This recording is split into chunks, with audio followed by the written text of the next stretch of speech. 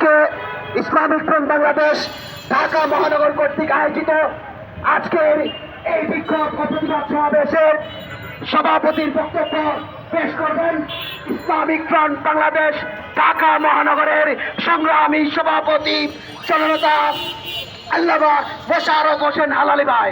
নারায়ে তাকবীর, নারায়ে রিসালাত, গাজায় হামলা।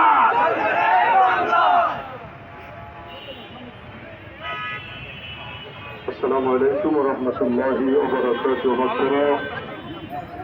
ইসলামিক ফ্রন্ট বাংলাদেশ কর্তৃক ঢাকা মহানগর কর্তৃক আয়োজিত আজকের এই মানববন্ধন অনুষ্ঠানের সম্মানিত প্রধান অতিথি আল্লামা জয়নুল আবেদিন জুবাইর সাহেব, জনাব ইব্রাহিম আজদারী সাহেব, অন্যান্য নেতৃবৃন্দ, বিশেষ করে নরসিংদী থেকে আমার ভাইয়েরা আসছেন, নারায়ণগঞ্জ থেকে আমার ভাইরা আসছেন, মুন্সিগঞ্জ থেকে আমার ভাইরা আসছেন, গাজীপুর থেকে আমার ভাইরা আসছেন। ইসলামিক ফ্রন্টের সমস্ত নেতাকর্মী ভাইদেরকে আমি আন্তরিক মোবারকবাদ জানাচ্ছি। আমরা সবাই দুঃখিত, ফিলিস্তিনের মুসলমান আমরা রমাদানুল মুবারকে যখন ইফতারি খেতে বসি তখন দেখি ফিলিস্তিনের শিশু বাচ্চারা ক্ষুধার্তের কারণে ঘাস খায়।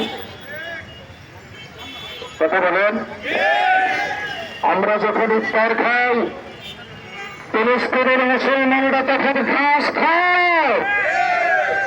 এই শুধু মুসলমানরা যখন ইফতারি খায় ফিলিস্তিনের দুটোর বাচ্চা সহকারে তারা তখন ঘাস খায়।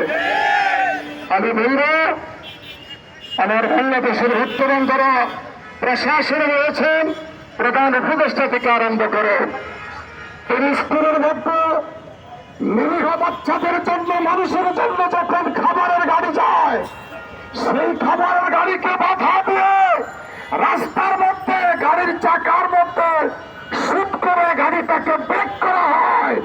সেখানে 19 কোটি বাঙালি জাতির দেশে কিভাবে ইসরায়েলি পণ্য বাংলাদেশে প্রবেশ করে? আমার দেশের রাষ্ট্রপ্রধান তত্ত্বাবধায়ক সরকার মুসলমান, মুসলমান হয়ে যদি মুসলমানের দিকে তাকান তাহলে বেঈমানদের খাওয়া, বেঈমানদের খাওয়ার গাড়ি বাংলাদেশে প্রবেশ করতে পারে? আমাদের অস্ত্র নেই, আমাদের শক্তি নাই, আমরা বহুদূরে পড়ে আছি। আজকে